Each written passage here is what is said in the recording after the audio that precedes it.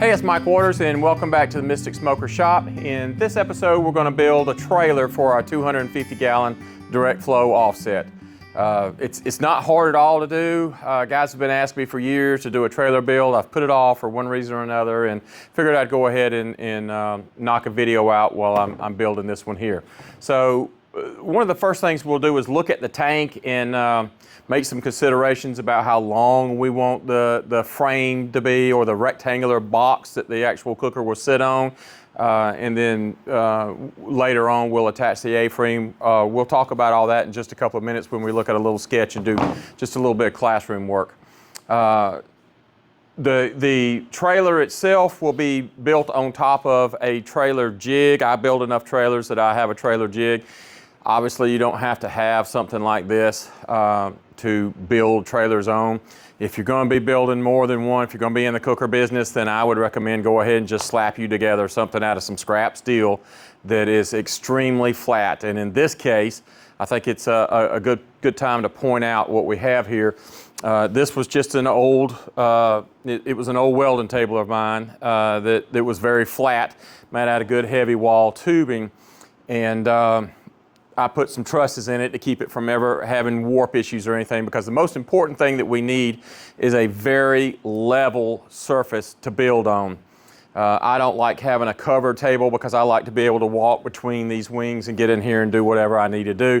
So I find that having something that I can walk through works great. One of the first things that you want to do is make sure that you get two end pieces and get those perfectly planar together. So they want to be level and in the same plane with each other. That's not hard to do. You just have to shim up one side or the other. And what I do is I got my table flat, made sure that it was good and level in both directions, right? And then I went ahead and welded one on, and then took my laser and ran across the top and verified that this one was in the exact same plane as that one, shim it up, you know, on one corner, whatever. What do you have to do to get it level? And then you've got the two outside ones that are in good position. You can take these pieces of angle iron here and weld them to the table. Don't weld to your inner cross members yet. Just weld the brackets to the table, and that way you can put a straight edge across these two outer ones and pull these two inner ones up to meet. Clamp, and then obviously weld, tack them, and then double check with your laser and make sure you're good. Most important thing, again, is make sure you have a level surface to build your trailer on. If you build it on a surface that's not exactly level, obviously you're going to build, because we're going to be clamping to the trailer, you're going to be building a twist into that trailer, and it'll forever pull funny going down the road. You'll be wearing axles, you'll be wearing tires funny, you'll be doing all kinds of weird stuff that you just don't like. Trailers are very easy to build. There's a few pointers that you need to know. First and primary is a good building base is absolute. Yours doesn't have to be this big. Obviously, I build wide trailers, and you know, by the time we get done with this, the front of the trailer will be hanging way up here. We'll slide back and, you know, do what we have to do to get things done. As we go through that, that'll make more sense. So I've got the pieces already cut for this trailer. They're cut, and I've actually done the weld prep on them. No need to go through all that. If you're tackling a trailer, you know how to cut 45s on a piece of tubing. Now, let's move to the cooker and decide exactly how long we want our rectangular box to be. As a matter of fact, we may come here and probably make better sense to come look at our little sketch right quick, and then we'll go over there and make some decisions about how long these pieces need to be.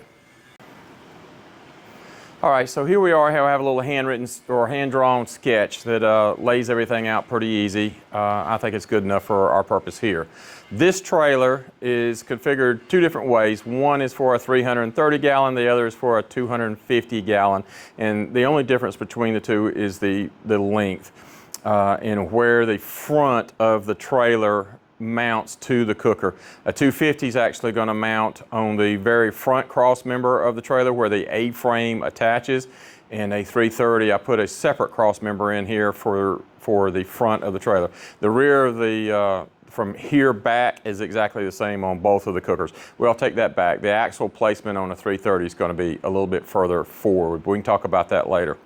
For a 250, the axle placement goes as far back as you can possibly get the way my cookers are configured, so that we have our minimum tongue weight. And if you don't know, this is a good fact to know. We need at least 10 to 15% of total weight for tongue weight to make sure that this front joint up here, this connector, coupler to the ball on the truck or car, whatever it is, has enough tongue weight so that it's not dangerous. If you don't have enough tongue weight, you hit a bump just right or a sway in the road, you could put pressure on this pulling up, and you could cause a failure right there. That's really common and could be extremely dangerous. So we need at least 10 to 15%. In our case, that's going to be about 150 to 200 pounds. That may seem heavy for a lot of people, but that's why we have a tongue jack. You need that weight on the back of your truck to hold this ball down under all of the circumstances that we're in out there. That weight is going to be determined by where we place our axle here. Place the axle forward more, obviously your tongue weight goes down. Move the axle back, tongue weight gets heavier. So on the cooker that we're building in this case, our trailer axle has to go all the way as far to the very rear to get us the amount of tongue weight that we need, because our firebox is so heavy. Our firebox is about 400 pounds. So hanging back here, we will have about 400 pounds. And this trailer is only going to be a little under 700 pounds total weight. But by the time we put the cooker and everything else on it, it'll be right in the area of 1,700 pounds. So 150 pounds to 200 pounds is going to be just right for us. We'll try to get heavier. As a matter of fact, this cooker will have a basket on the front of it by the time we're done, but it's pretty lightweight as well. So it will be fine. I've built plenty of them, but this axle will need to go all the way to the back. So 2x3 tubing by 3/16 wall for 250s and 330s. If I am building if I'm building a 500 or so, then obviously I'll move to 4x2, 4 inches tall. It's just an inch taller, and I go to quarter wall for 500s. But this is plenty in this case. As a matter of fact, I believe in the future from all of my 330s, I'm going to go to 4 inch by 2 inch by 3/16. So in the future, I'll probably just be building the smaller cookers out of the 3x2, which is plenty. That's what this material here is. It's more than enough. But if you watch the things that I build, they're probably over-engineered, because people are going down the interstate with them. The axle for this trailer, this is a narrow trailer, and I'll insert a picture here of what this trailer is going to look like. It uses a 54 by 36 axle. That's 54-inch hub face. That's the distance between the edge of the hub right there and the edge of the hub right here. The back edge is 54 inches. That's not really something that bothers us that much. Your axle manufacturer can adjust that a little bit. They can bring this in, but I like to have that wheelbase.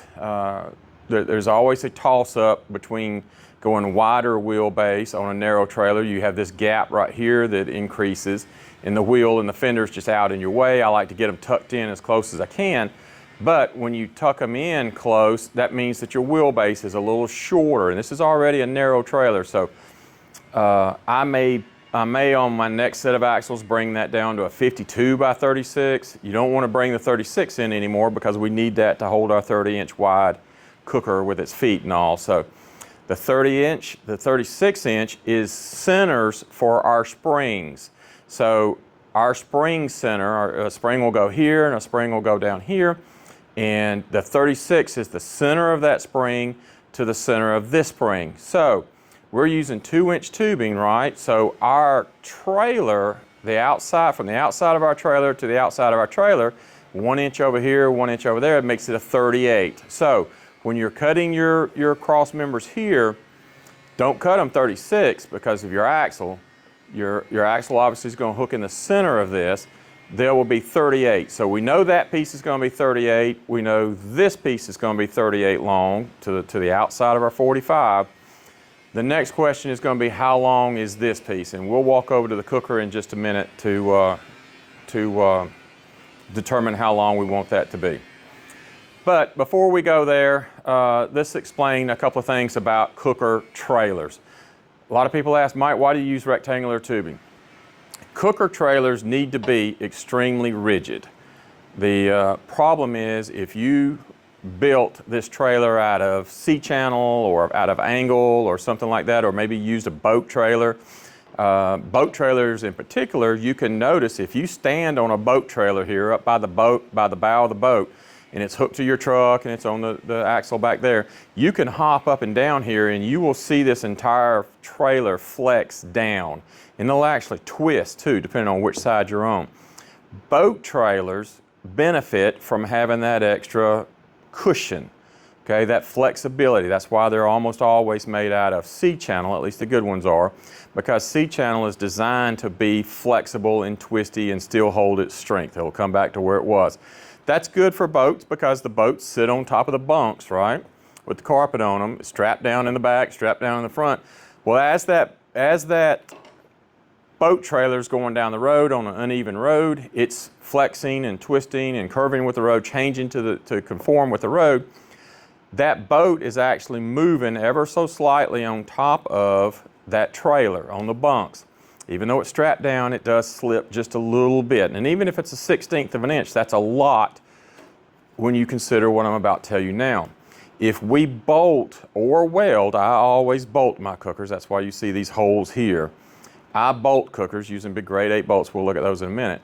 I bolt my cookers to the trailer. I think that it's just a stronger configuration. It's better than welding. Plus you can take it off and do whatever you want to later without having to deal with all that weld business. So I use big bolts, 4 in the front, 4 in the back. If you bolt or weld a cooker to a flexible trailer, ski-doo trailer, boat trailer, utility trailer, they're all very, very flexible. You are asking now that cooker to become the spine of that flexible system. And I have guys all the time contact me or even bring their cookers here and go, Mike, I've had a cooker for a couple of years, everything went great. All of a sudden I can't get my left door to close or my right, or maybe both doors won't close. And the first question I ask is, have you hit a pothole lately? And they go, well, yeah, as a matter of fact, I did. Sometimes they even say they busted a tire out, but a lot of times it doesn't take that. It just takes, you know, whatever the trailer problem was. What has happened is they have twisted their cooker. And sometimes we can cut the door hole out bigger and get the door to close. Sometimes they're bad enough it's gone. So know that when we're building trailers, rectangular tubing is the most rigid material to make our trailers out of, and that's why we use it. I would not use 1/8. I would use 3/16 minimum. 1/8 will probably be fine for a 250. But, you know, the 3/16 is not going to be that much more expensive. If you're building this, going to all expense and work to build a cooker, go ahead and build it right, in my opinion. Now, towards rigidity, see these knee braces in here. I always put a centerpiece in the center just to help, you know, keep things from bowing in. Also, and when I say bowing in, what I mean by that is, if you just have this long rectangular box, which in our case is about 67, 68 inches, and you put these welds right here and those welds right there, you will see this get pulled in just a little bit. You wouldn't think those welds would be that strong, but they are. They will pull that in just ever so slightly, and if you look down it just right, you could probably notice it. A lot of people wouldn't, but I do. So I always put a cross member here before I tack these up. We'll go through this. Tack these up, and then put your cross member in, tack it, and then you can go ahead and put these welds in, and this won't move at all. It'll be just fine. So you can see these knee braces here. I use these knee braces to help our rigidity. That's all that is. These pieces here are small pieces. Well, they're not small. They're 1/4 inch thick plate that we will take over to the vise, heat them up with a torch, bend them to the correct angle, and weld those in. The weakest part of any trailer is the A-frame joinery area. Whether we do not bend, I don't cut and bend the tubing. I make the rectangular box, and then we will make the A-frame portion for the front later on. Nothing wrong if you want to bend it. I just don't do that. It just doesn't make any sense to me if I'm going to be doing my truss system underneath here, or my struts. I actually call these struts, which we'll go into that in a minute. So I just weld my A-frame on. I leave about a 1/4 inch out there on the very corner right there, 1/4 inch right here, just enough to get a nice clean weld going down there, weld on the inside, weld on the inside, and then I take these pieces of plate that extend up about 6 inches on one side, 6 inches down the other, and they're about 1/4 of an inch short so that I can get me a good, nice, pretty bead on the top and the bottom, and that will help support that A-frame weld. And you will never have, or should never have, a problem depending on your welding, which that's one of the disclaimers with building this trailer. I can't guarantee this trailer. I can't, because I just don't know what people's welds are going to be like. That's why I've always been so hesitant about putting a trailer video out there. Is my disclaimer is how well this trailer works depends 100% on your welding and fabrication abilities. If you build a trailer and you weld it right, it should last you, way more than our lifetime. But you have got to know what you're doing when you're making particularly these welds right here. The rest of it's not so bad, but this is where the pressure is right here. Using these struts, which are 2.5, in my case, they are 2.5 by 2.5, 3/16 wall tubing. They are on the underside of the trailer. Of course, we'll see that when we get there, but that handles any down load. Remember, our pressure here is going to be pushing down like you're standing on the trailer, and that will handle anything pushing down. They extend completely under the front of this, and they are under everything up there. The drawing's probably a little misleading, but they actually come all the way to the end here so that they catch all of, and they're welded good all the way around. So you've made a very, very, very strong box right there in the weakest part of that trailer, if that makes sense. And then this cross member is what we attach our tongue piece to, and I think the rest of it's pretty self-explanatory. You can see the sketch of the tank here. Of course, it's upside down, firebox hanging down. It'll sit in here. We'll have a wing that comes off there, a wing that comes off here that actually bolts to the firebox there. And I think the rest of it's pretty straightforward. So let's hop over to the cooker itself and make some decisions about how long our pieces are going to be. These pieces here. We know what these are, they're 38, so let's go find out how long these pieces need to be. Real quick before we move over to the cooker, let's finish our little note sheet out here before I forget, I will. So we've got a 54-inch hub face by 36-inch spring center trailer and trailer axle.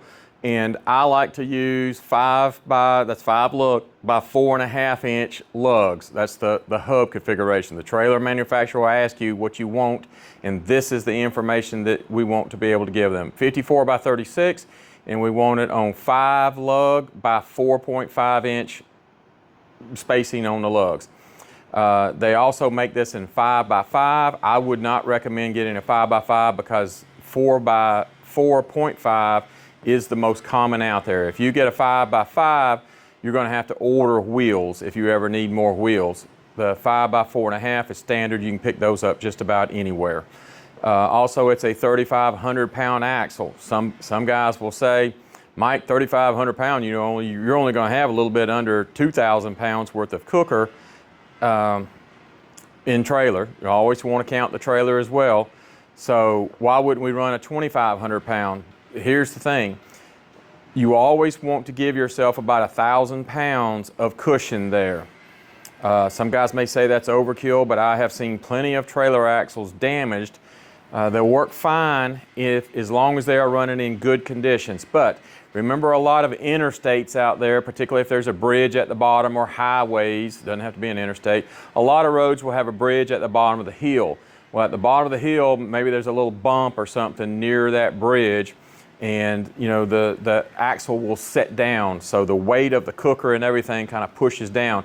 And it's kind of easy to see because you'll see a little greasy spot, on the other side of the bridge or wherever, or wherever, because when cars go over it, the oil drips off that pushing down makes the oil drip off the transmission and the oil pan and all that business.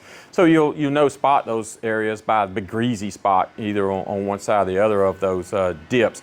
Well, when that dips down, you can add a tremendous amount of weight to this axle back here, and you can actually bend your axle. So always get a little more capacity than you want.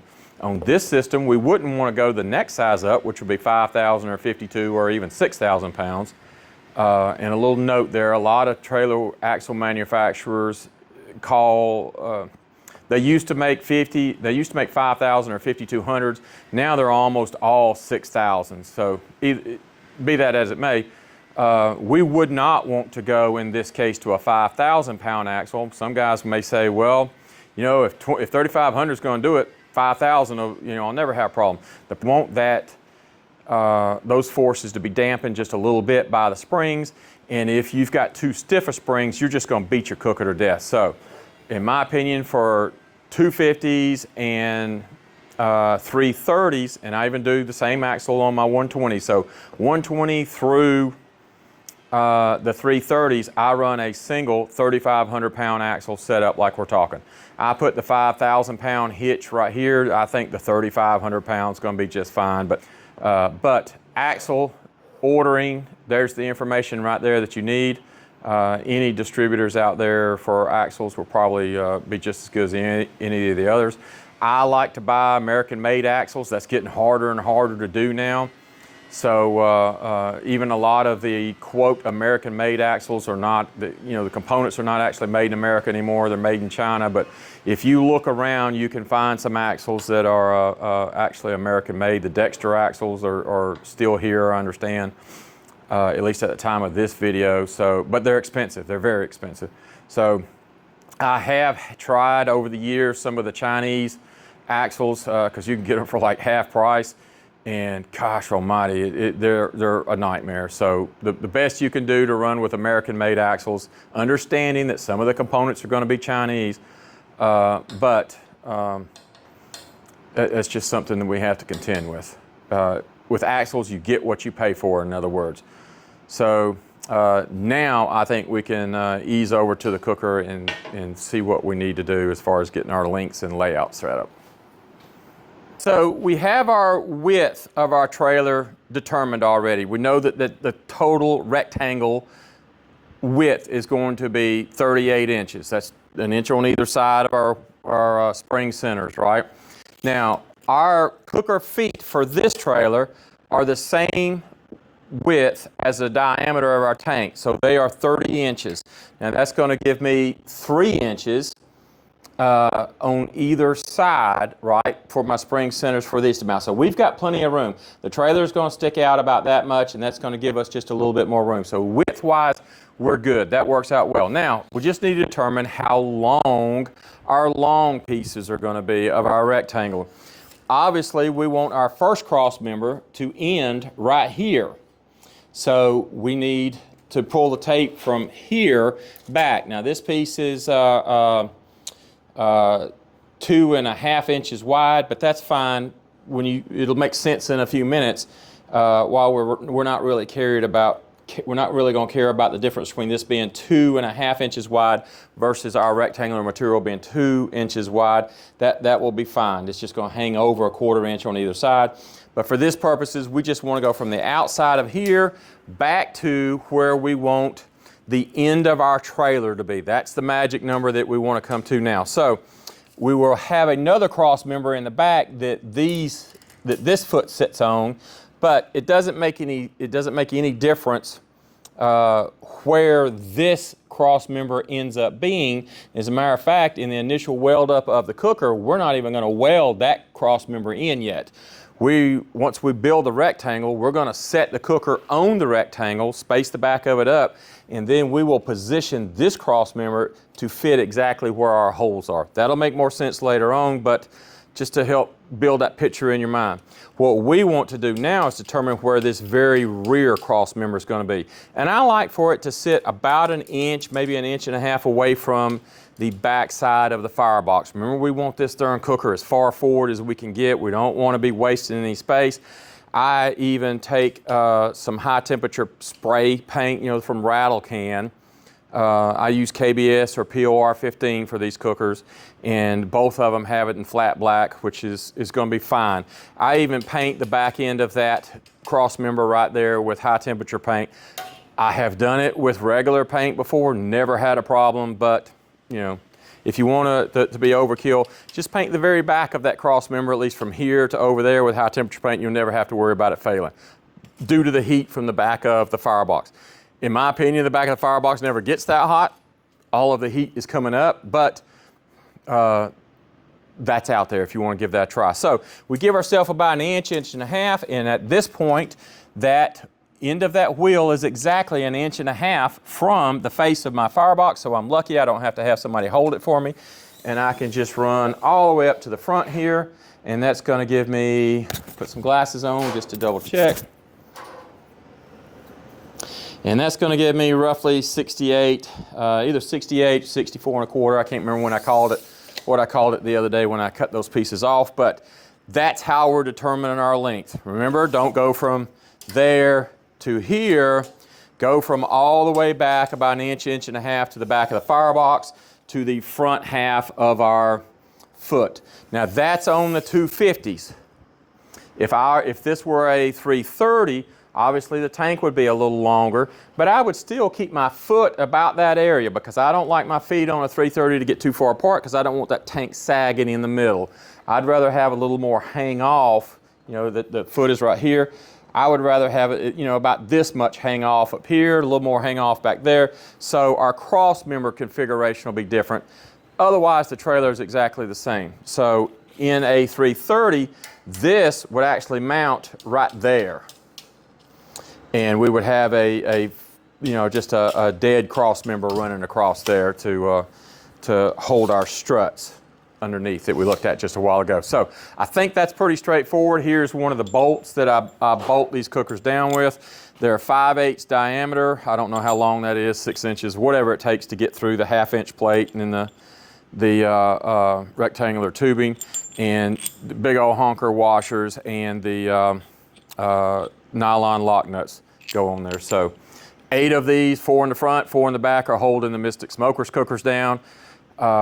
This thing could be going down the interstate, it could roll over, you know, pieces may fly off here and there, but this tank is not coming loose from the trailer. I know that for sure.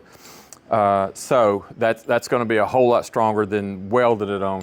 I've had plenty of guys bring cookers to me over the years, many cookers over the years that, you know, someone has built somewhere else, you know, maybe they inherited from granddad or dad or whoever, or another builder built them.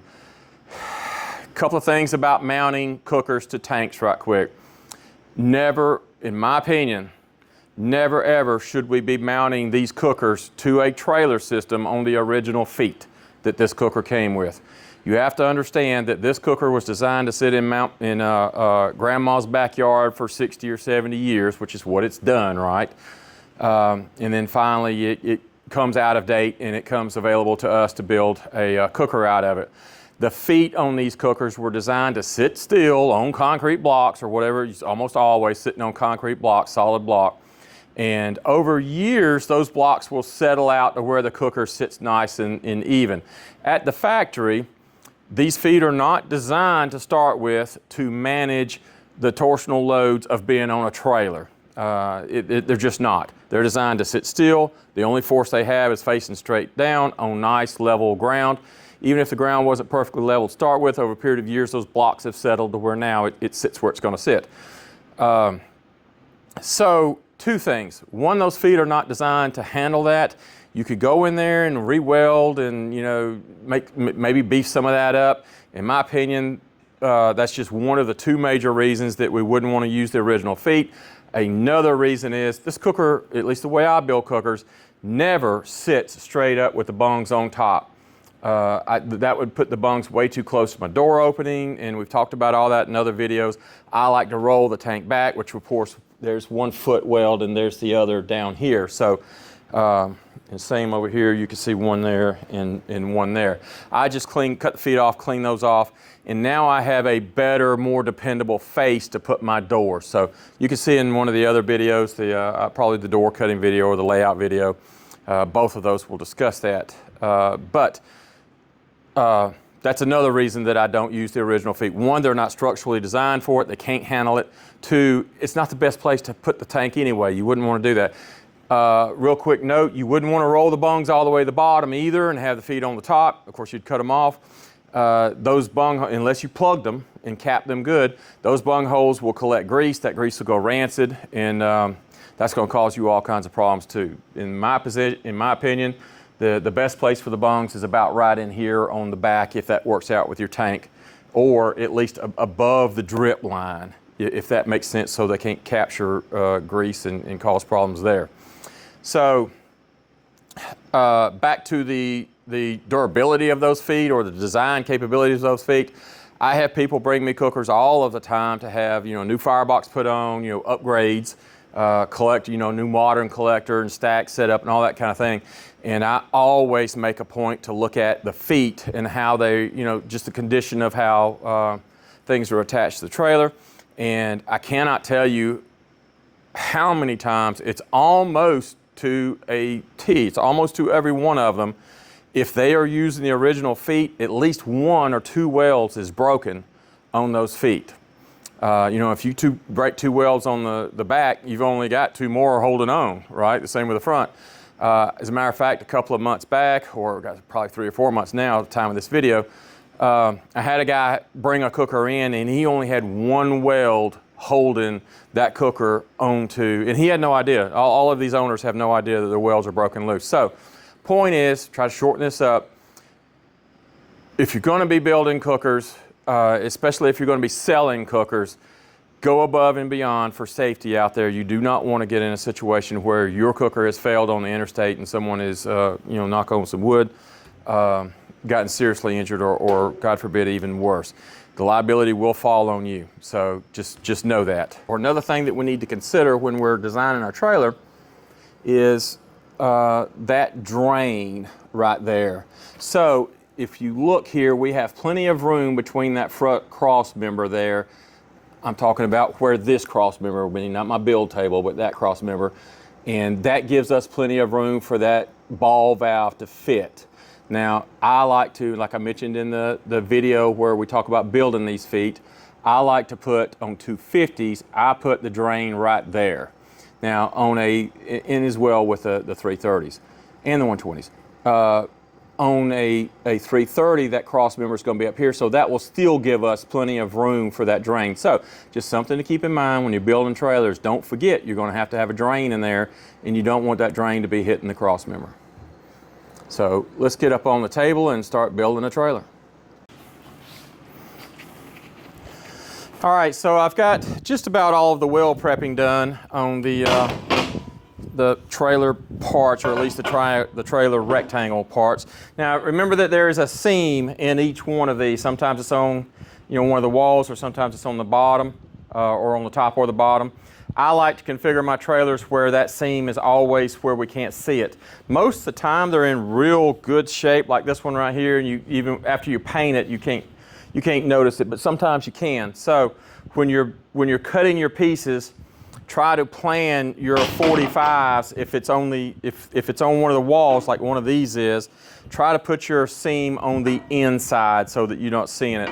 I actually messed up on this one right here, wasn't paying attention, and the seam got on the back. So I'll make sure that this is the back side of the trailer, just for you know, just for aesthetic reasons. That's such a smooth seam. It's just like this one. It's very, very smooth, and I think once we paint it, we won't even see it.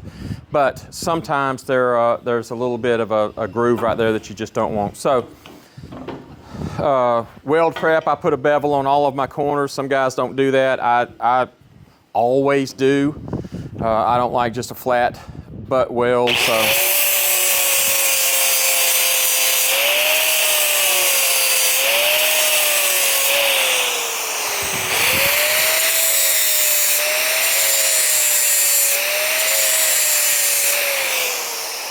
It only takes a minute to do it. And then just take the paint remover wheel if you don't have those yet. If you haven't tried these are probably one of the greatest tools I think they've come out with in the last few years. It's a paint and rust remover. A quick tip, the blue ones, in my opinion, work better than the black or green or gray. They just do a lot better job. It's a close race between the black and the blue, but I just like the blue ones.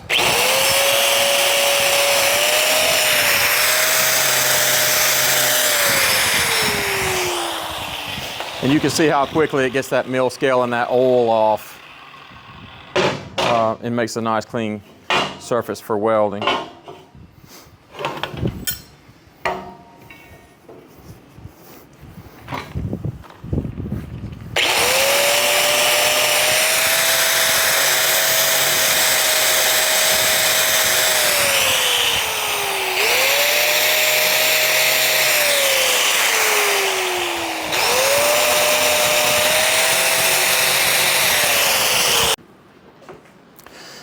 All right, so we've got our back piece, and this trailer's upside down right now. So I have got my, if there are any welds, I know that they're on the bottom, right? Just keep track of that.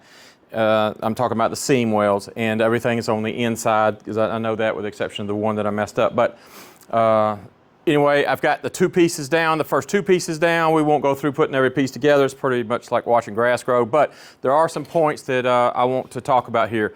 When you are squaring, don't square from the inside. Always square from the outside. Now, obviously, if you put a weld on the outside, you're going to have to get to the inside, but when you're doing your official or your initial layout, square from the outside. And the reason for that is these 45s, if you get this piece down just a little bit further, you won't be at 38 inches anymore. You'll be a little bit more, 38 and an eighth, 38 and a quarter. You don't want to do that.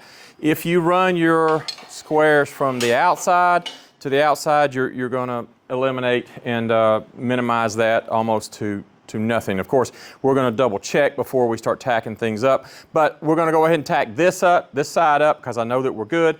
We'll put that side in, get it squared up, double check that we're 38 on that end, and get this end tacked good, and then slide it down and start tacking that in. And before we do any welding, we're going to pull strings and check diagonals like obviously we would always do. So getting it square will get you in the good ballpark, but we want this trailer perfectly square, so it should be perfect. I've done enough of them, it's pretty easy for me now, but we may have to rack it just a little bit, which is why we don't want to put a lot of big tacks on there now. So just tack it up enough to hold it, and then run your diagonal string to make sure you're perfect, and then start tacking it up better, get it flipped, put tacks on the other end, and then start welding. I am always telling people, always resist the urge to put your final weld on or to put a large weld on until you get everything exactly right, top side and bottom, because you don't want something to shift and now you've got to go back and cut a big weld out. So I will go ahead and get this tacked up, get all of the outer parts tacked up, and I'll see you in just a bit.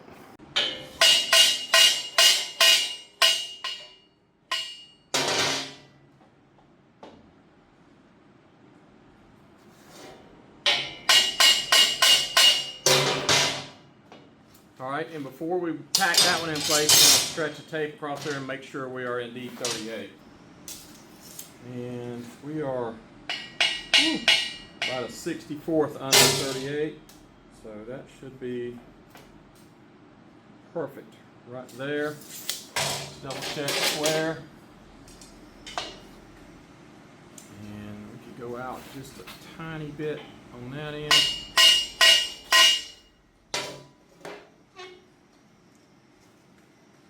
Tiny bit more on that end. That'll do it. That looks really good. Let's triple check.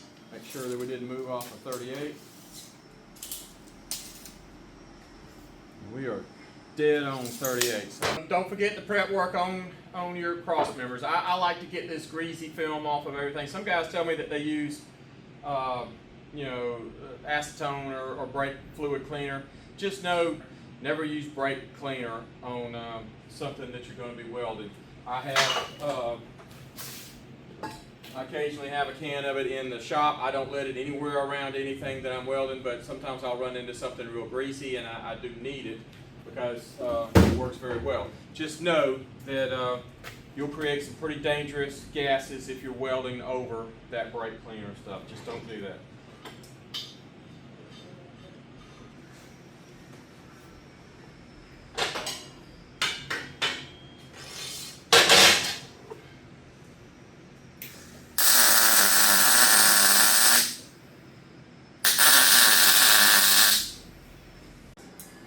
Okay, and once again, just a reminder for everybody, we just want to be tacking lightly here. This should be about ready to weld up completely, but we're going to I'll do a quick off-camera triple or quadruple check to make sure that everything's good, and just go ahead and get my welds done up. So you can see I built this in just about real time with the video. There's very few lag areas in there where I was doing stuff off camera. So my point is, you can see that building a trailer goes very, very quickly, and essentially there's nothing to it. The front is going to be just as easy. We'll walk through all that, but for those intimidated by building trailers, there's really no need to be. It's about as straightforward as it can get as far as you understand a few basic rules.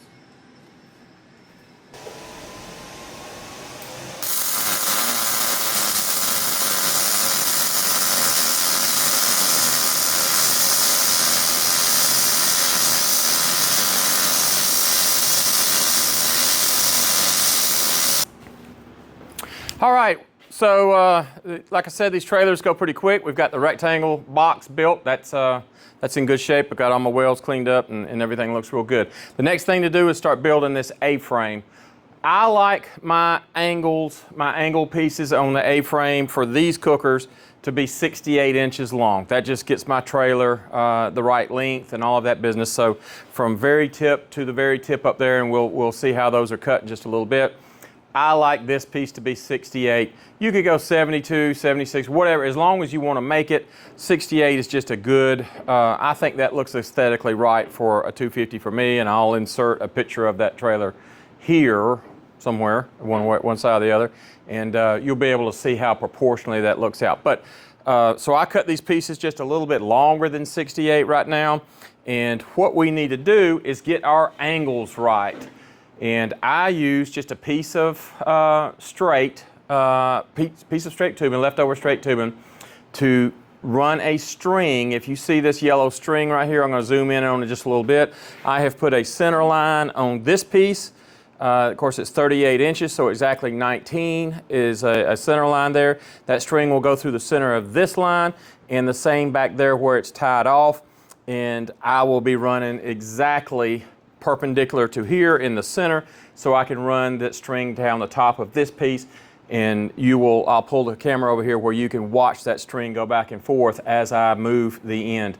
I know my piece here is too long for you to see that string's actually clamped on the end out there, but I'll swing around in just a second.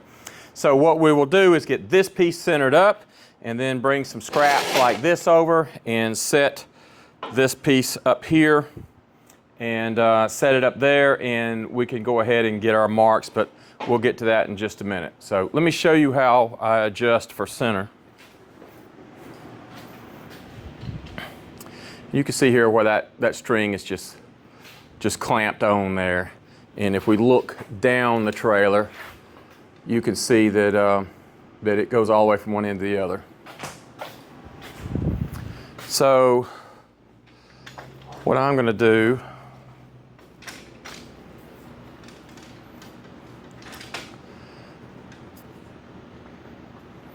is I think you can see the center line here underneath the string there, and I will move the end. Of course, I've got this centered in the center here, so I will move the end of this pipe one way or the other, and you can watch how it moves off of that string. See there, I'm only moving about an inch either way.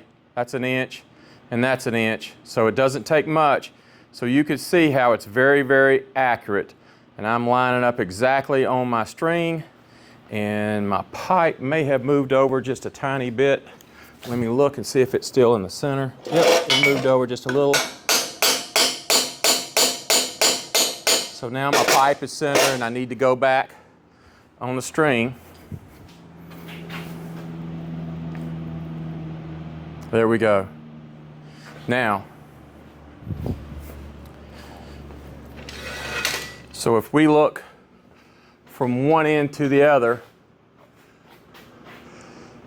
that is perfectly straight. So now we'll clamp that down so that it can't move. Make sure the trailer is clamped down real good, and then we can move forward.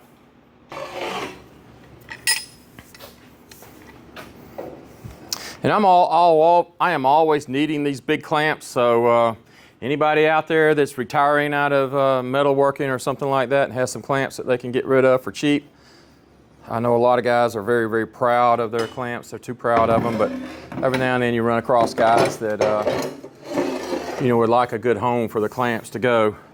I baby all of my clamps,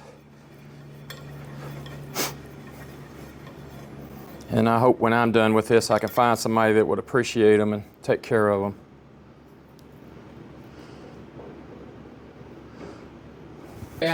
I filmed doing this side, but I didn't like the way the audio turned out, so it's super easy to show how to get this angle. All we did was set it up down here on the end, get everything lined up, get it lined up here, make sure that our little outside wall is going to fit just right where we can get that nice fillet weld in on the outside of our tubing here.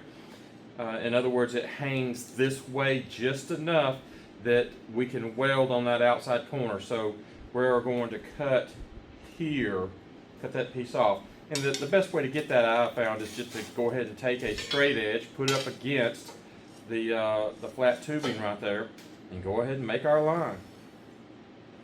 And there we are. So simple. And then we'll do the exact same thing back there. Of course, it's in position now. I've gone to great care to get it exactly where I want. My straight line-up piece right here is the string is running perfectly down the center of the trailer, and everything looks good. And then just go ahead and mark it, and we'll cut it off.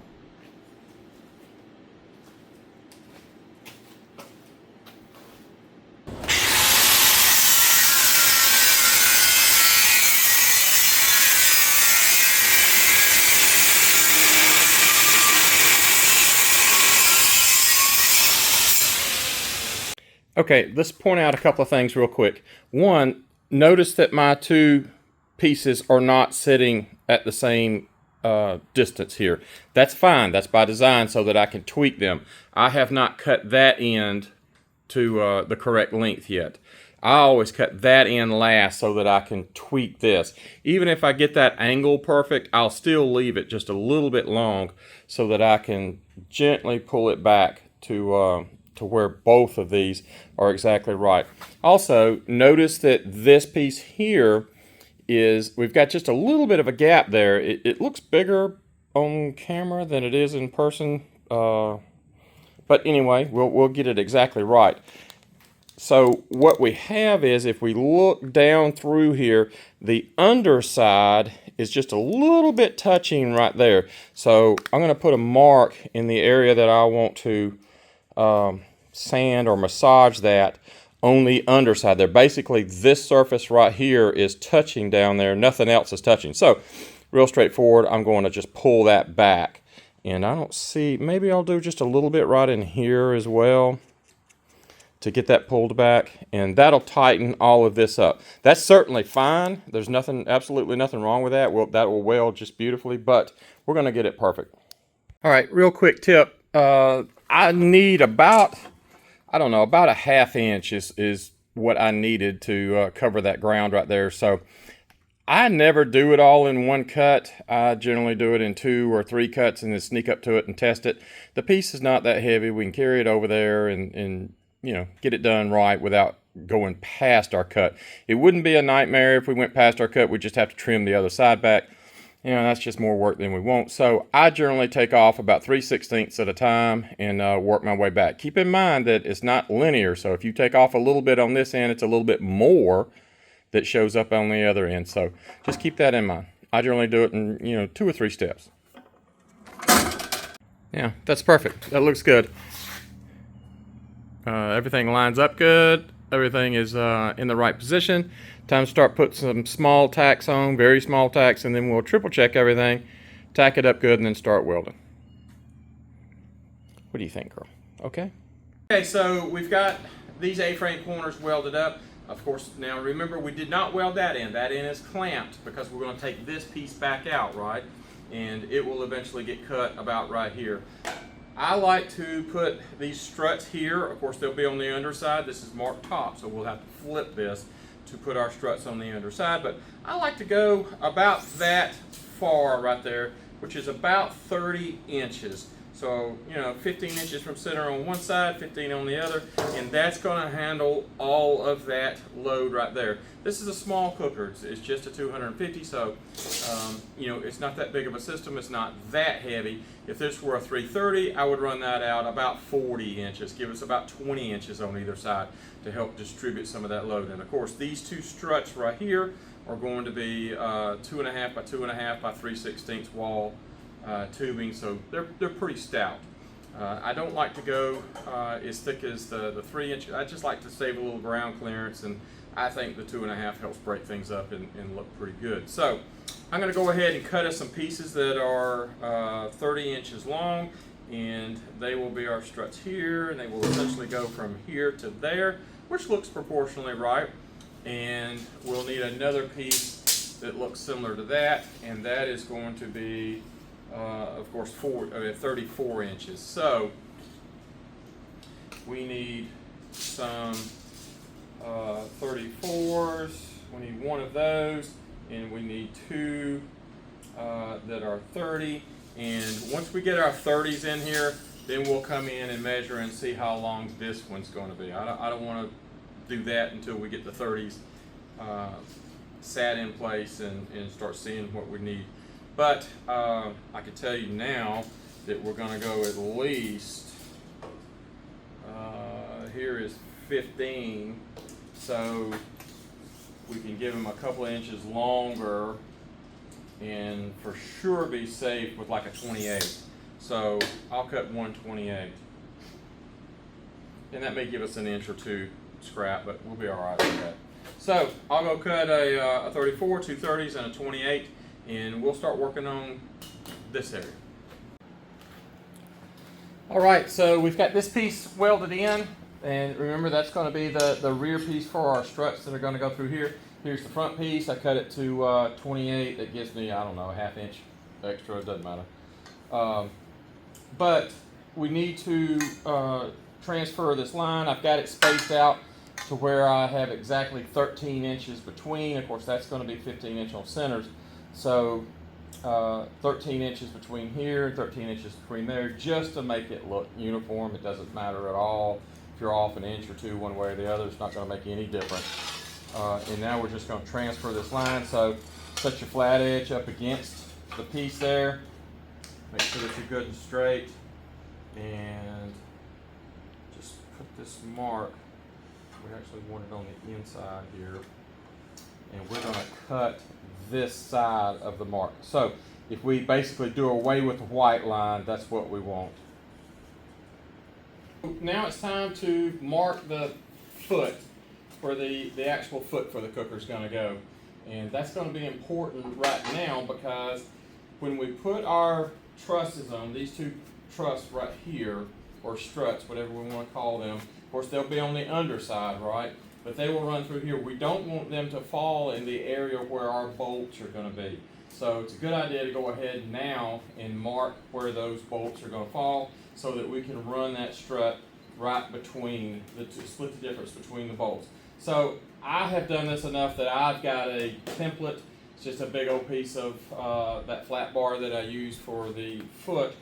And it has, I think 3/16 holes in it. I think I've used 3/16. But anyway, this is my marking template. And the idea is, rather than making those whole 5/8 like they are in the feet, I make all of my feet from this one template. I just clamp them together. And that way I can put a punch that's the right size in the hole. And then, you know, just ding the hole again, miss small, or aim small, miss small. And I need to make sure that I hit the ones for 30 because this one will also do 24s. And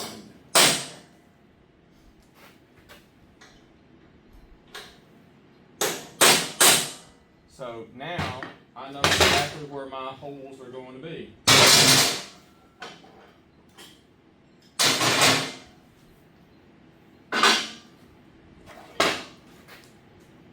And I will just circle them and put a big old round circle around them because that washer needs to clear them right on the very bottom down there.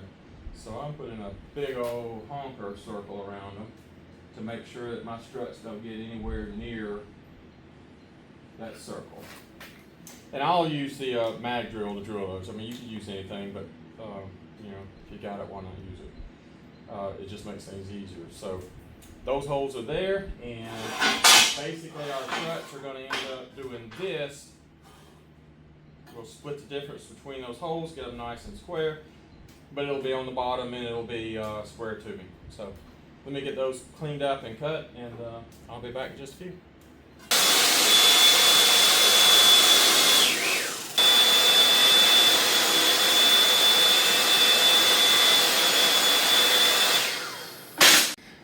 Okay, so we've got our front cross member in, and I've got the holes drilled in it. That's pretty straightforward using the template. You saw that, marking the holes and just drilling them out.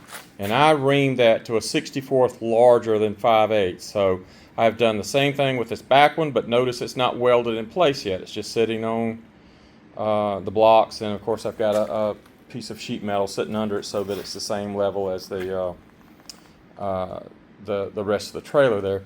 So what I'm going to do now is pick up the cooker, bring it over, set it in, put the bolts in the front, and then put the bolts in the back, and then tack that cross member in place. Pretty straightforward. All right, so I've got the cooker sat on top of the trailer. We have not welded this back piece on yet, that back cross member yet, although it is drilled and the bolts are through the feet onto that. So now all I need to do is just tack that. I'll probably actually just weld it right where it sits. That way it will be in perfect position. And the reason we do that, again, remember, is these are pretty easy to get straight up here.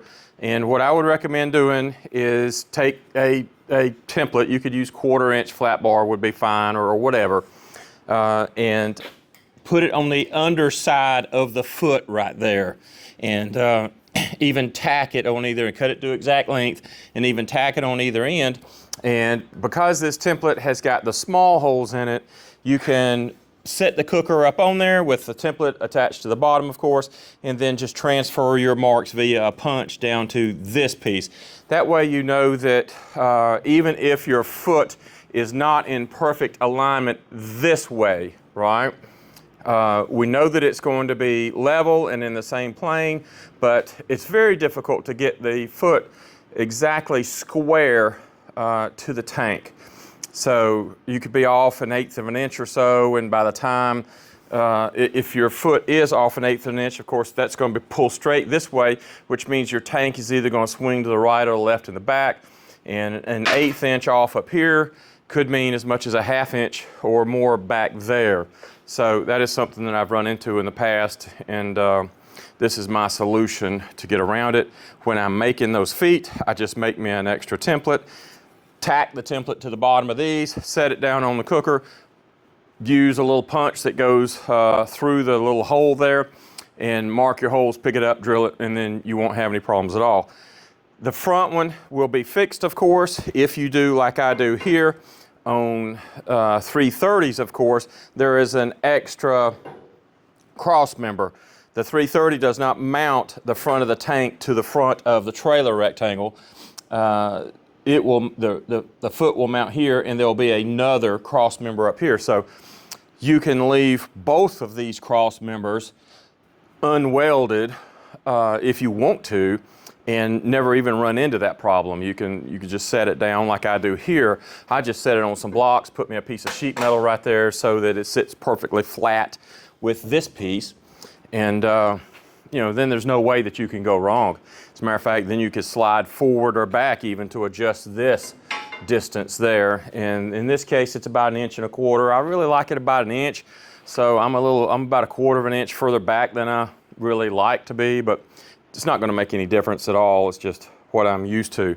But like I said, if you use 2 cross members that are not welded in other words, don't weld to your frame, then you can slide it back and forth however you want. Now, another advantage to putting this thing on blocks is if you have not built this trailer system before, or something's different about your cooker, in other words, the CG may not be exactly the same as what you're used to, you can very easily take just a piece of round bar or whatever you want, and say that trailer axle is going to end up being about right there. In our case, we can slide these blocks forward just a little bit, put a piece of round bar underneath this right there, and see where our CG is. We want to make sure, remember, that we have at least 150 pounds up there. So if it is light, obviously you would move your simulated axle back a little bit. So that's another advantage of going ahead and putting it on blocks or whatever before you affix the axle to it. So the completed cooker will be on here. There will be a basket up front, and I think my basket's going to be about 150 pounds, I would guess at that. So, you know, I could put a couple of bags of whatever up there, stack some scrap metal up to simulate that. and then just make sure that my CG is good. And then you could fine tune where the center of that axle will need to be later on. So another advantage of setting it on blocks. Okay, so let's take a look at this right quick.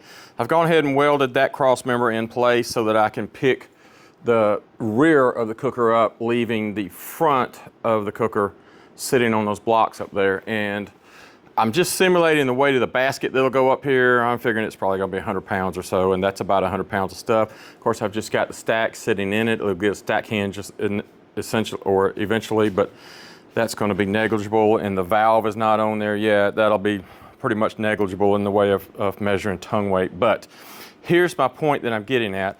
I've gone ahead and marked off from the rear 14, 16, 18, 20, and 22 marks. And if you can see, I've got the trailer sitting on that piece of round bar. So that is simulating where the axle will be. And of course you can see that the spring center, I'm perfectly perpendicular there. The spring center here is about 18. And I think that's where I usually end up putting them, right there, about that distance from the back for a 250. So, but let's go ahead and do this the way you'll be doing it if it's your first trailer build, so that you can get the CG. And remember, we want about 150 to 200 pounds up there, 10 to 15%. So I like to go on the high side. I'd really like to get close to 200 pounds for CG. So let's look and see what the scale says. And we're at 179-ish there. So just say 180. I'd like to go just a little bit more than that. I'd like to get in the 200 range. So let's try to move this back. I'll lift the back of the cooker up and we'll slide this back to 18 and see what we get. So I've moved to 18 on either side. Both sides are marked out exactly the same. And let's see what we have up here on the front now. And I think that's gonna be a little heavier than the basket's actually gonna end up being. Plus, remember we've got that big heavy chain up there, big heavy logging chain, which that's gonna lighten us up just a little bit. The chain is spread evenly across the tank, so that's not that big of a deal. But I think if I hit 200, that's where I want to be.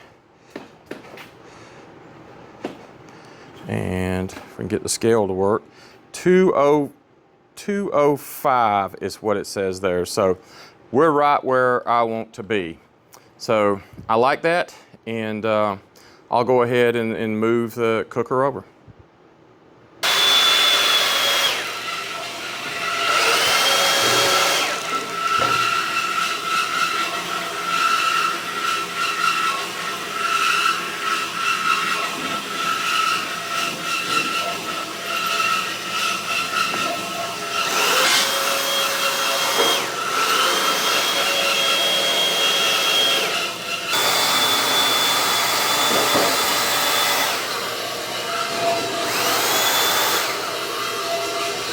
All right, real quick about spring placement. We know that we want the center of our axle to be at 18 inches. That's our fulcrum point there. So we've marked, I flipped the trailer over, obviously, and got it back on the jig. I've put a mark at 18 inches. That's where we want our CG to be. And I have placed the front hanger part up here in the front of the spring and taken a square to make sure that the center of this bolt ends up being this on my 18-inch mark, and it does. So I know that my front is right. So let's see what my distance is. Exactly 32 inches. So I will put the other hanger part, the other front hanger part. Remember, there's a thin part and a thick, or a narrow hanger and a wide hanger. The wide one goes on front because obviously the shackle, whatever those are called, will go back here. We're not so much worried about this for the moment. So let's go ahead and tack this in place, since we've got that centered over our tubing, and we've got it exactly 34 inches where we want it, which puts this center of our axle, this right here, will actually fit in our axle hanger. That will go directly over that 18. So let me tack this in place, and then we'll worry about this piece. I'll put my glasses on. I can actually see which trailer I'm welding.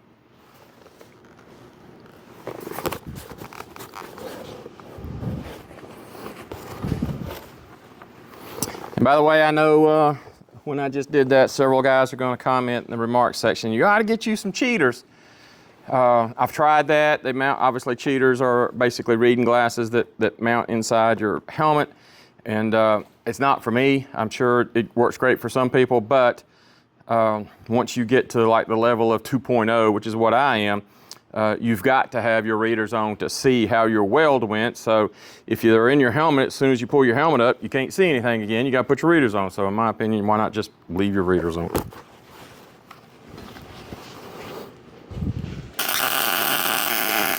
All right, now just tack that on there real good. Again, always resist the urge to completely weld things on until we're fully mocked up, because every now and then you'll go back and find that, holy smokes, I wish I'd done something a little bit different. So it's always, you always have the urge to completely weld that, just don't. All right, so the rear. The instructions for this manufacturer's spring is 24 7/8. I'll double check that, but if I'm not mistaken, it's 24 7/8 from memory, but I'm about to triple check that, which means 24 7/8 from the center of this bolt hole to the center of this bolt hole. Not up here, because remember our shackles are going to have to lean back. And the reason that shackle wants to lean back is when that spring collapses, we want it to go that way, right? It needs to be able to hinge. If your shackle leans to the forward and that spring collapses, you're going to push the hanger off. So always put them to the rear, and the manufacturer gives us the correct distance to put those. So let me measure from the center of this hole to the center of this hole, which would be the same as from the back of one to the front of the other, which gives us right there 24 7/8. And I'll go ahead and stick it in the center and hold it just to confirm. Yep, that's hot over there on that left side. And 24 7/8. So I will go ahead and get that tacked on. It's just about centered perfectly. I'll recheck my measure here in just a second now that I've moved it, but I've got it centered up this way, and I'm 24 7/8 that way. Let me tack this on, and I'll get the other one put together, and I'll be back with you in just a bit.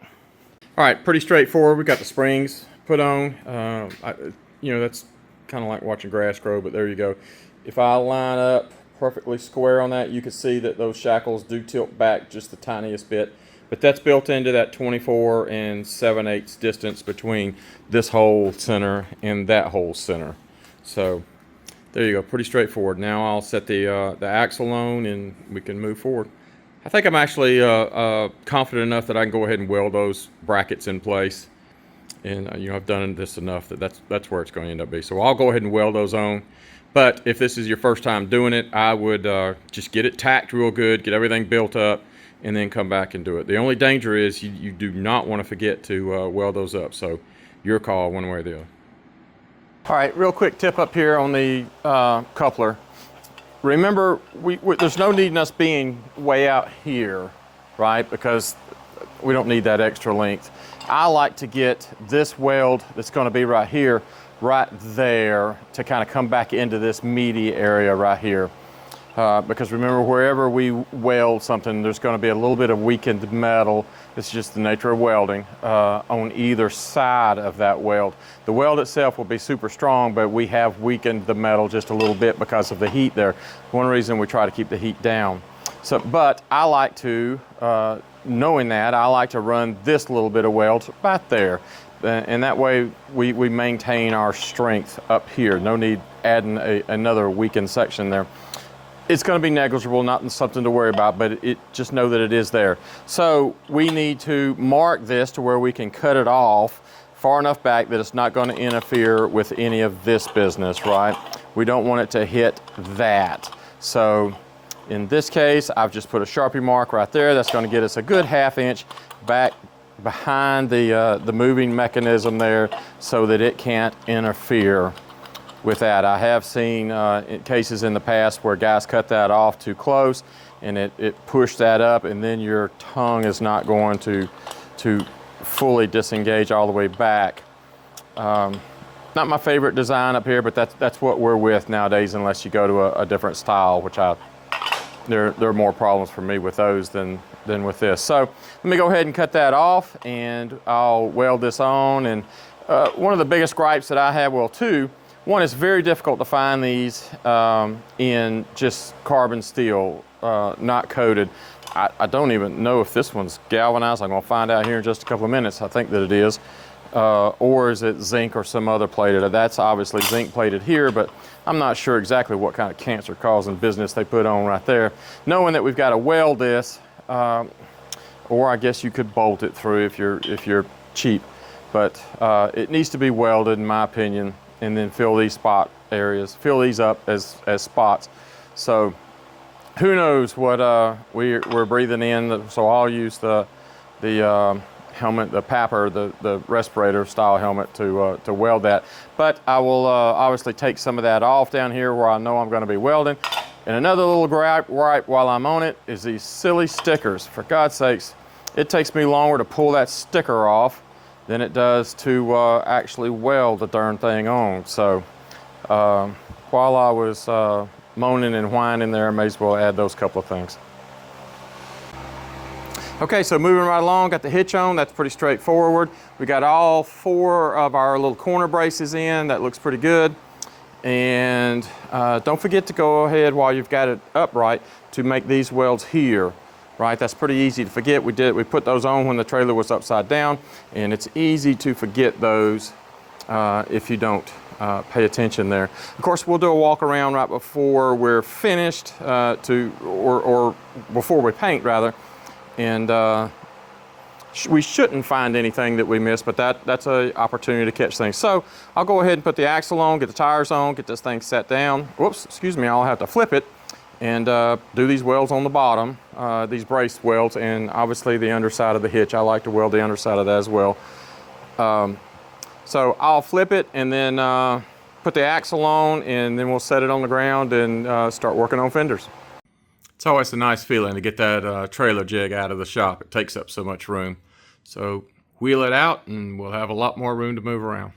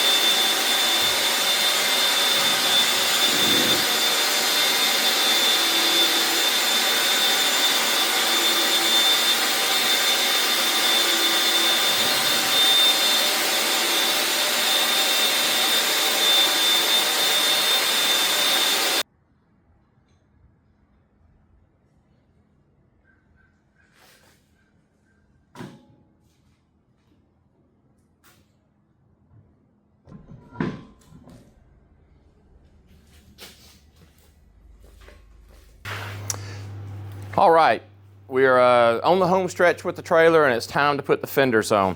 This is pretty easy if you have a couple of tips that can help you with proper fender placement and a couple of other things. So let's dive into that.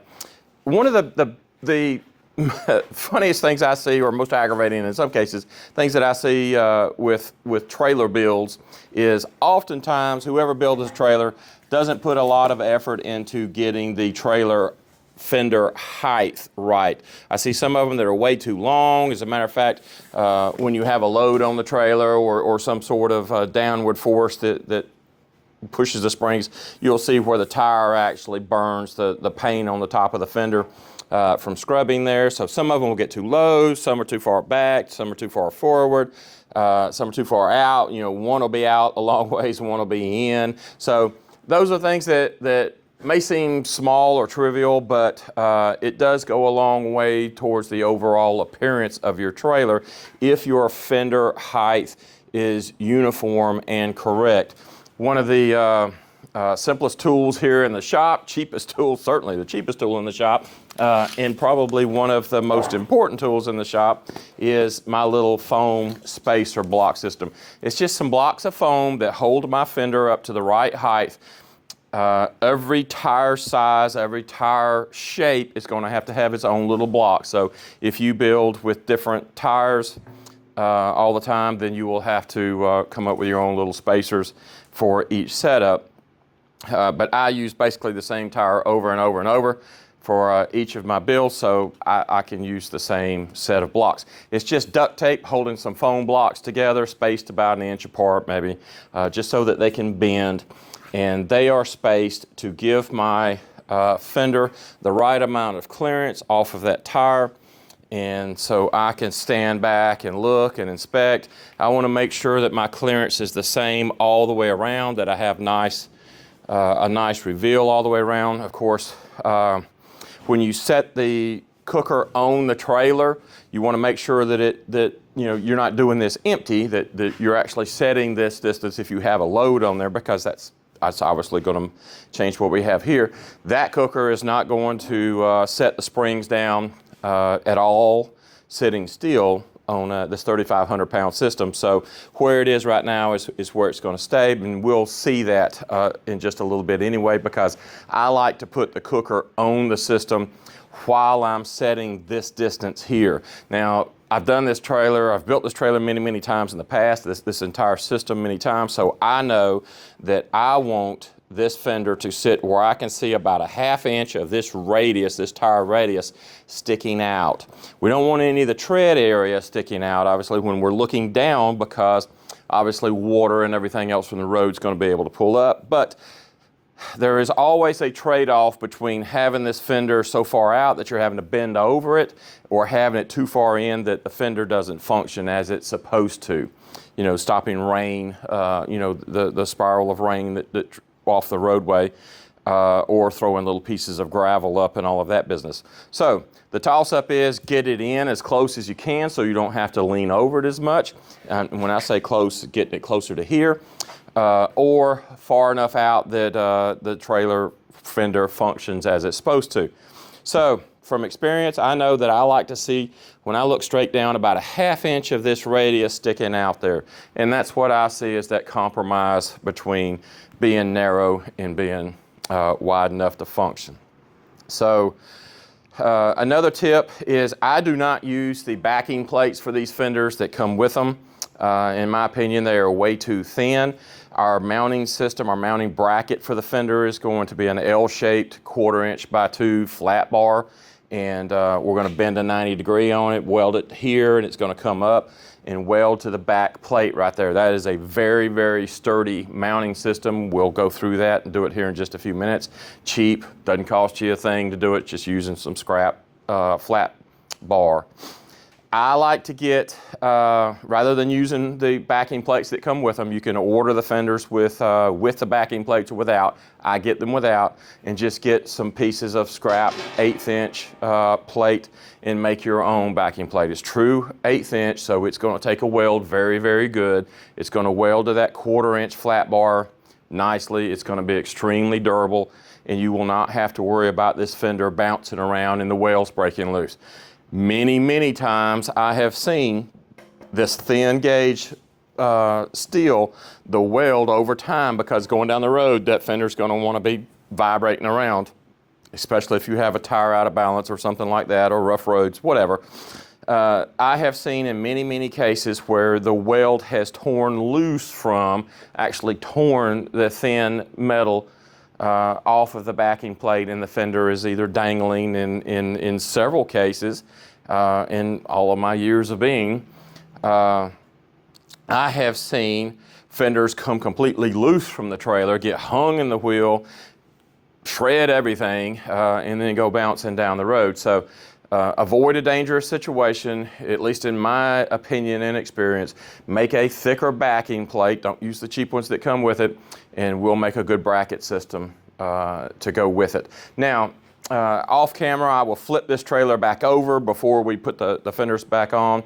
I need to go ahead and cut these back plates because I've got several trailers that I need to knock these out for. So going to go ahead and jump out of sequence here. Normally we would put our square tubing on the underside of this trailer for our lights before we turned it over. But like I said, I need to jump out of sequence. No big deal, you'll see it happen. But off camera, I'm gonna flip this trailer back over, probably put it on some sawhorses or something like that just to get up a little higher so I'm not having to lean over with my bad back. And we will put our 1/2 by 1/2 square tubing in for our light wires. And also our safety chain hold down up there. So off camera, I will do all these things, get us set up to make our fender backs and weld that together. So I'll see you back in just a few minutes and we'll get to that. All right, so making this fender back is about as straightforward as it gets. All we're gonna do is just trace this out on our piece of scrap 1/8 inch material. Cut it out and then put it on the inside up against this radius right here, and then just stitch weld it in. It doesn't need to be welded all the way around. We don't want to weld it all the way around because obviously we're going to change the shape of our fender there. We're just going to run some like 1-inch stitch welds in various places there. Now, another thing that I like to do is I like to run this fender back all the way down. If you notice from the manufacturers, they're going to stop about right here. And that's because that axle, remember, is going to set in this area. Actually, it's going to sit down in here somewhere. But we need to have clearance for that. So they cut this off up in here. I like for it to come a little bit down, further down. It just looks cleaner in my opinion, and it can provide a little more protection in that area there. So what I do is I just scallop out. I come all the way down and I scallop out an area for that axle to sit. Or for it to travel if it needs to, because again, it's going to sit down here, but we're going to give some travel clearance there. You could take a a dinner plate or whatever and just make a nice uniform scalloped out area right there. It doesn't matter what you use. I like to measure center between these two, and that's about 33 inches, so 16.5 to right there. And I just come out arbitrarily 6 inches from that just to give me something to eyeball. And then I take just something with a radius on it that I like. And I like to come about there. Now, how high is that? I don't know. We'll see. That turned out to be about right there is what I like. So that's 2.5 inches. So we want them both to be uniform. So let's bring them both down to 2.5 inches. When I say both, I mean the left side and right side. So I put these 6-inch tick marks right here because it's easier for me to visualize distance being equal from here to there, if that makes sense. So I can kind of visualize that short distance a whole lot better than I can that distance. And we're going to come down to our 2.5 line, get everything centered up. It's the same looking over here. It's not rocket science, so it doesn't have to be exact. And then just put us a mark right there. And that's what we're going to cut out. And I think that looks a lot better than bringing this whole thing up way up here. And we get more support out here because this is where our support brackets are going to weld to over here. And that gives us a lot more real estate that we can be welding rather than just from here. Now we've got all of that we can stitch weld that bracket to. So pretty straightforward, and that's what our piece is going to look like. So I'll get to cutting this one. I'll show some of that, show how easy that is, and then I'll do the other one off camera. So.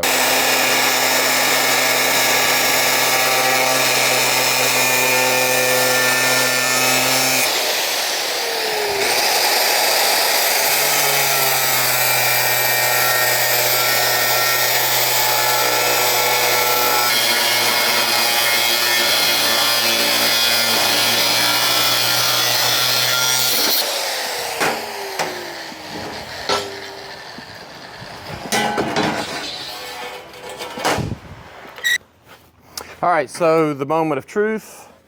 to see how well we did. And that looks pretty darn good. Now, a little trick that I've learned is to go ahead and clamp this piece down to my table, because these things are springy, right? And they're never, no two of them are going to be exactly the same, but it'll get us in the ballpark. So I clamp this down, and then you can just kind of lightly bump the back of that, and it will come right up and fit. So now we'll just clean our debris out of the way. I'll take that back off, of course, and clean it before we weld it. We don't want any of that dust getting in our weld. But I will put some stitch welds all through here, all the way around, and obviously go to the back side and do the same thing. And that will be a very, very strong fit between here and there. And then we'll start making our brackets. So see you in just a bit.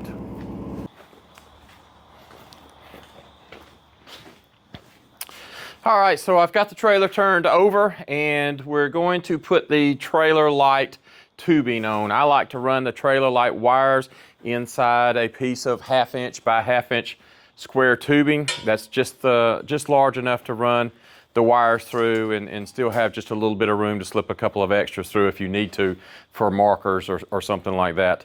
You can run 3/4 by 3/4 and give yourself just a little bit more room, but I find that this is good enough for me. It's all hidden on the underside of the trailer, so you're not going to see it. And I will just stitch weld this, you know, like every 12 inches or so down. Now, this tubing is also easier to bend than 3/4, which is one of the things I like. And you can just put it in here and get you a good bend on it, or vise, or however you want to bend it. It bends pretty easy, and all I did was just get it up here, put a mark where I want the bend to be, and then just go ahead and of course it was sticking straight up, and then just bend down to get that right bend. And if you go a little bit too far, it bends back fine. If you don't go far enough, it bends real easy, is my point. And I start up here on this end, and I come all the way down to this shackle bracket right here, the spring bracket. And the reason I don't go through there is there's just not enough room to fit under there. So we'll have to let the wire travel that distance in the open. And I'll take some wire loom. You'll see that in a little bit when we put the wires in. And I let that loom run up in here about 5 inches, and where this piece will pick back up on the other side of the bracket, I'll cut that off right there. If I've got a marker in my pocket. No, I don't. I've got one right here. I will cut that off and weld that piece in here just to give us some more protection. I like using the tubing because that keeps your wire from dangling. You know, that's always a mess. And if something snags the wire in you know, the years that this trailer's in service, that's always problematic. If you put the wire inside a enclosed tube, then you never have to deal with it. For a long time, I was running the wires inside the trailer tube. That gets to be a huge pain in the neck for me, because you have to go through a solid right here, which means you've got to cut a hole. It's just a pain in the neck if you ever have to replace anything, to fish something through a hole that you have to cut in the end of that. I've done that many times. It's just, gosh, it's a pain in the neck if you have to go back and replace. If you have to replace wires in here for some reason, which I can't imagine why, just pull the whole thing out, let it pull a string with it, and then you just pull your new wire through. So I think that's a far superior way to go. So I'm going to put a check mark on that side, because I will forget for sure which piece I'm going to use. Also, while we're up front here, I will show you this. I like to use the same lifting eye that I use on the cookers for lifting eyes. Of course, I cut the old lifting eyes off at either side of the tank, and I put my own in that are made from 1/2 inch plate. So it's 1/2 inch by 1/2 inch. It's a big honker bracket. And then I weld that right there on the underside. Of course, this trailer's upside down, you just put a good weld on. That way the safety chain can just loop through there, and that's plenty sufficient for that. And we will also weld the jack cup right there. I like to use the same jacks that tilt up and down with the cup right there. So when we have it flipped over, I'll take the time to go ahead and weld that on. So I need to cut a couple more inches off of this. I'm going to bring it back just about 3 inches, and then I will get all this welded up and get ready for running lights, and I will see you when we start putting light wires in. All right, real quick update. We've got the tubing on for the trailer lights. This is just a kind of a stiff wire to fish that through. You can see where it comes out on the other side. And like I said, it'll have to make a quick jump under the springs here. We'll use that wire loom stuff to protect it here. The mesh stuff that's kind of like those Chinese handcuffs, you know. I'm not sure about the real name for it, but I've been using it for years and it works out good. So it will use a piece that will come up in here about that far and then over here, just to make sure that I don't have any fraying right there or you know, where it runs the insulation off, rubs the insulation off. And then of course another piece will go from here to there, and the lights, or the light for that side, which is actually the passenger side because this thing's upside down, will come out over there, the yellow and the brown wire, and just sneak right around up under here and then come out for the light itself. So we'll see that in just a little bit, but I'll go ahead and get these lights run. I like to run the lights now before painting, and I will just wrap the pigtail up front with a little bit of blue tape to keep it from getting painted. The rest of the lights can get painted. They actually look better if they are painted black with the rest of the trailer so you don't see them.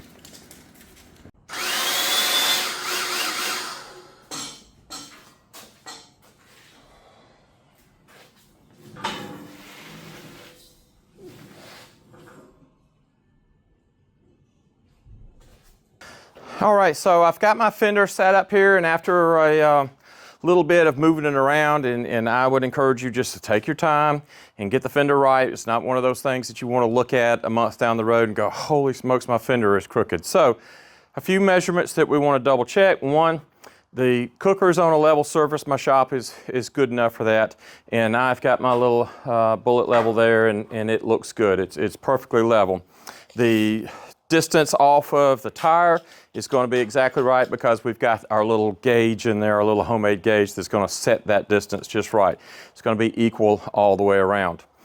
And the distance from the ground at the back is 14 3/8. That's good. Make sure you measure the same corner, either the front or the back, because these fenders do tend to, a lot of them do tend to have an angle cut at the front and the back. I don't know, aesthetics or something. I don't know why they do that. But just make sure that you know that, and either just measure from the same spot each time. So from the back, it's 14 3/8. From the front, 14 3/8. It looks good. The distance off of the trailer is 2 3/4 in the back, and exactly 2 3/4 in the front. I want to nail that thing right where it's at. So I'm going to go ahead and make the brackets, the L brackets. Will go ahead and measure for those, see how long they need to be, and get that rascal tacked in place before it moves. I don't want anything to disturb that one. And then off camera, I'll do the other one. So let's go ahead and get working on our brackets. I'll pull the camera around so you can see actually what I'm measuring here. All we're doing is making an L-shaped bracket out of 1/4 by 2 flat bar. We're going to put one in the front and one in the back, and that will be plenty to hold this system on. We're going to weld it to the frame, of course, and then weld it to the back plate. So let me bring the camera over here so you can actually see what I'm looking at.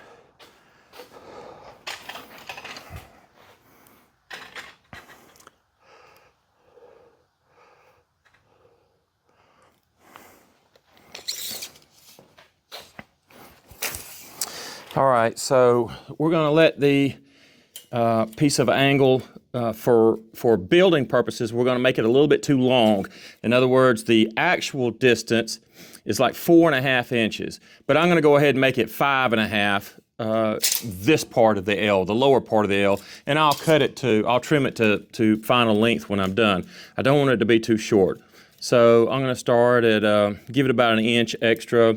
So that's 5.5 on the short side, and it looks like about 11, the 11 mark is where we're going to cut it again. So our whole piece is going to be 11 inches long, and we're going to bend it at 5.5, if that makes sense.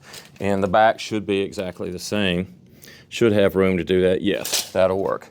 So let me cut a piece that is 11 long. I'll bend it at 5.5.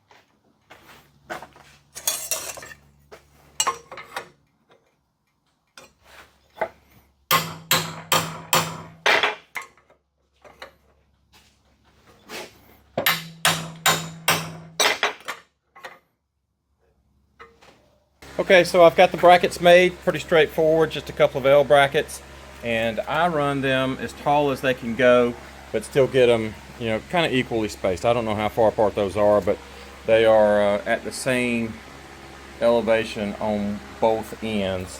So there's kind of a look at what it is. And I have gone ahead and tacked them to the fender back. And I have not welded them down there yet because I want to be able to get it on the weld table and make those welds full all the way down. And then we'll bring it back and weld to the trailer itself. But I need to go ahead and mark where they are. And that'll do right there. As long as we get that in place and then get our distance again from here to here, we're going to be just right.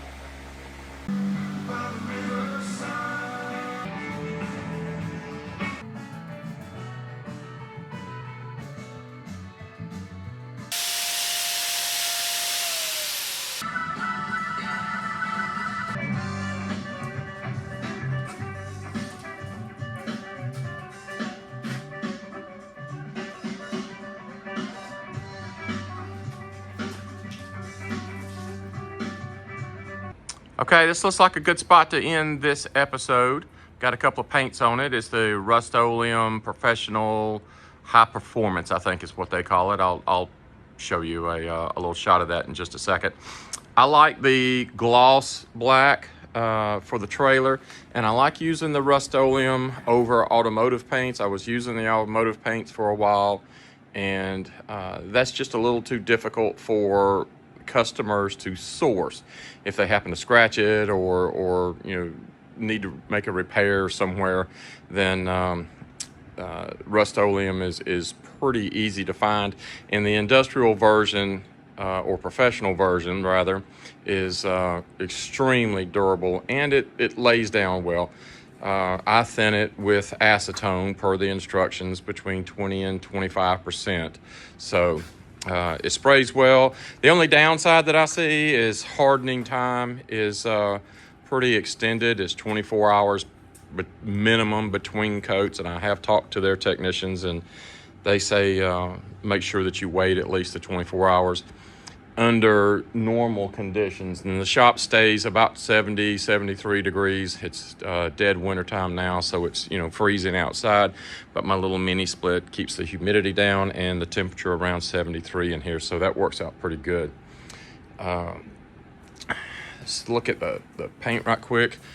I get this in the gallon. I usually buy paint by the quart, and I tell people not to buy it by the gallon because it can go bad, but you know, they just don't offer this in a quart, not that I found anyway. And it'll spray fine with a little Harbor Freight gun. That's a sweet little gun. I like that. And make sure you're using acetone. The technicians said to use acetone, not xylene or thinner or mineral spirits like some other paints would take. As a matter of fact, some of the Rust-Oleum versions require mineral spirits or xylene, so make sure that you read the back of the can.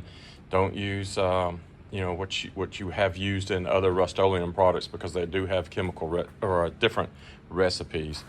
So anyway, thanks for watching, and hit like and subscribe if you got anything from the video, and I will see you in the next episode.